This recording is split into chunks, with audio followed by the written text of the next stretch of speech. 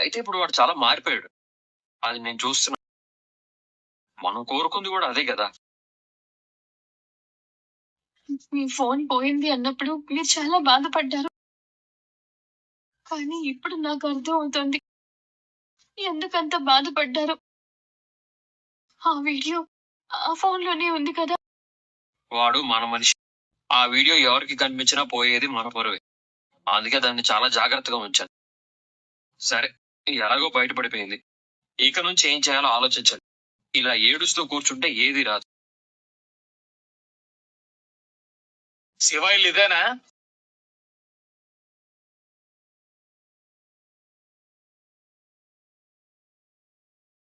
అవును సార్. శివ ఎక్కడ?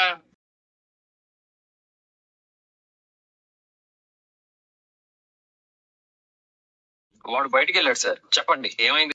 ఊళ్ళో అందరికి వీడియో గురించి తెలిసిపోయింది. మీరు అసలు పట్టించుకోవట్లేదేంటి? మీ ఇంట్లో వాళ్ళందరూ ఇలాంటి పనులే చేస్తున్నారా?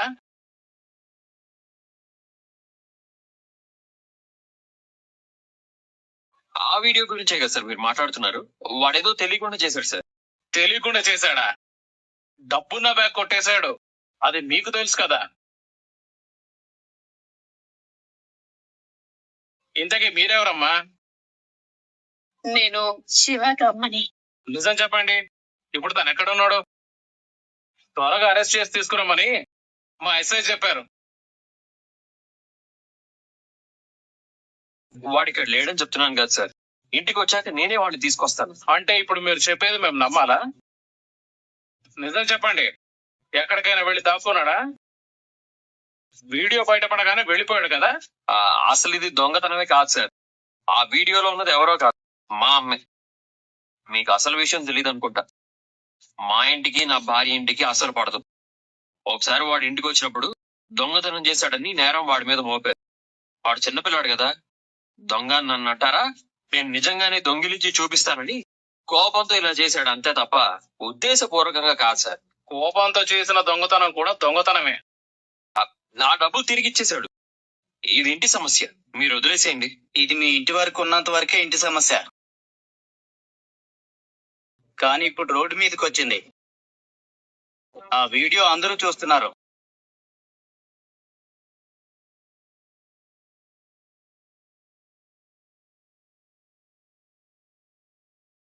నిజం చెప్పండి. తను ఎక్కడ ఉన్నాడు? నిజంగా మాకేం తెలియదు సార్.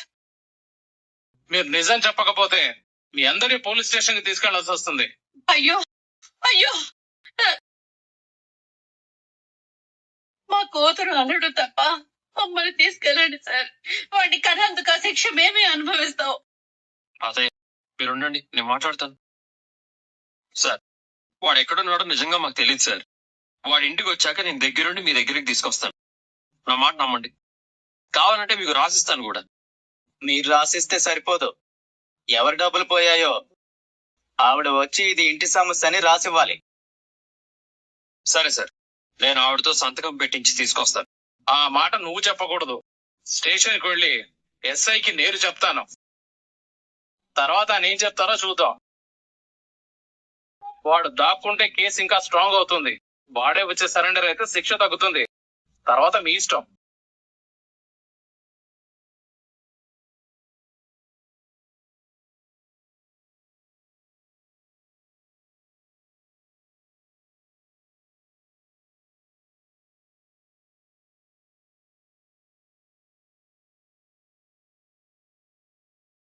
అత్తయ్య, ముందు మీరు ఏడవడం ఆపండి.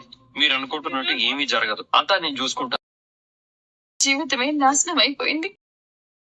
పాపం అమ్మ చెల్లి ఎంతో కష్టపడి వాడిని చదివించారు. చివరికి పోలీసులు ఇంటికి వచ్చేలా చేశాడు. మీనా, ఎందుకు వాళ్ళని అలా భయపెడుతున్నావు?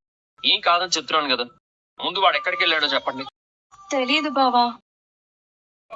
అత్తయ్య వచ్చి వాడిని తిట్టి వెళ్ళాక వాడు ఎక్కడికి వెళ్ళాడో అర్థం కావట్లేదు. ఊళ్ళో అందరూ వాడి వీడియో చూశారు కాబట్టి ఎక్కడికి వెళ్ళినా దొరికిపోతాడు. ఖచ్చితంగా బయటికే వెళ్ళుంటాడు. నేను వస్తున్నప్పుడు వాడి బండి వీధి చివర ఉన్న 3వ అంతస్తు బిల్డింగ్ దగ్గర చూశాను. ఒకవేళ మేడపైకి వెళ్ళి ఏదైనా చేసుకోవాలనుకుంటే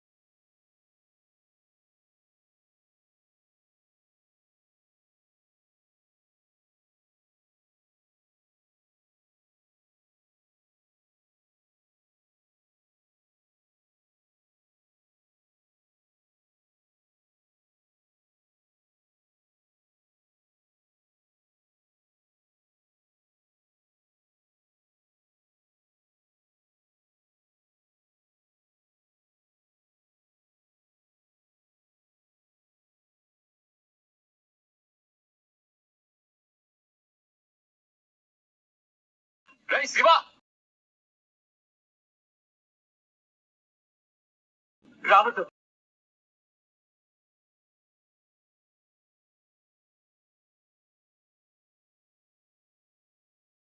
వస్తే దూకేస్తాను.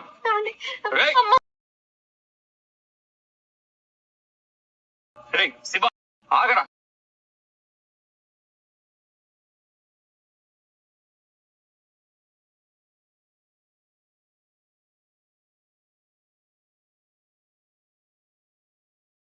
చావాలని కోరుకుంటారా? రారా, చచ్చిపోమన్నావు కదమ్మా. చచ్చిపోతే నేను బ్రతుకుండి ఏం సాధిస్తానురా? జీవితంతో కొమ్మలు కొమ్మలు చావాలి. నాకనంటే శిక్ష వేయకరా, నాకడ ప్రత్యక్ష పెట్టకరా.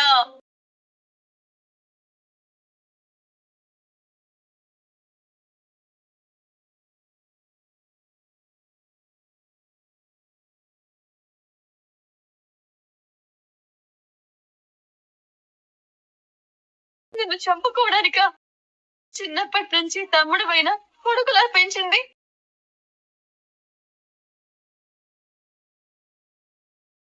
నీకోసం నేను చదివే మానుకున్నాను కదరా. నీ భవిష్యత్తు కోసం నేను, అమ్మ, సుమతి రాత్రి మమ్మల్ని పూలమాలలు కట్టి నీకు పుస్తకాలు కొని ఫీజులు కట్టి చదువుకునేవాడివని మంచి బట్టలు కొనిపెట్టి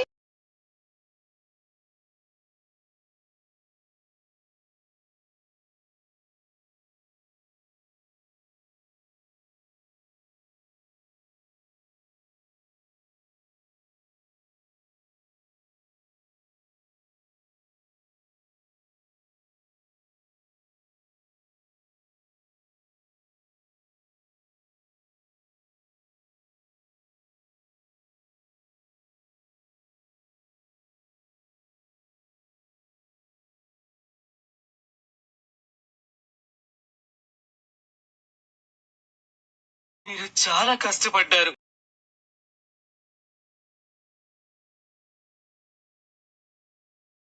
వాడు చెప్పినట్టు చేశాను. బావా, మీ అమ్మగారి మీద నాకున్న కోపాన్ని అడ్డం పెట్టుకొని ఆ గుణ ఇచ్చిన సలహా వల్లే నేను డబ్బులు దొంగతనం చేశాను తప్ప అందులోంచి ఒక రూపాయి తీసుకోలేదు. అంతా ఆ గుణాగాడికి ఇచ్చేశారు. ఈ ఒక్కటైనా నమ్ము బావా. రేయ్, తప్పు చేయడం ఎవరింట్లోనో జరుగుతూనే ఉంటుందిరా. అంతెందుకు, మా అన్నయ్య 40 లక్షలు తీసుకొని పారిపోయాడు. మా తమ్ముడు ఒక అమ్మాయిని లేపుకుపోయి పెళ్లి చేసుకొని మా నాన్న పోలీస్ స్టేషన్ లో ఉండేలా చేశాడు.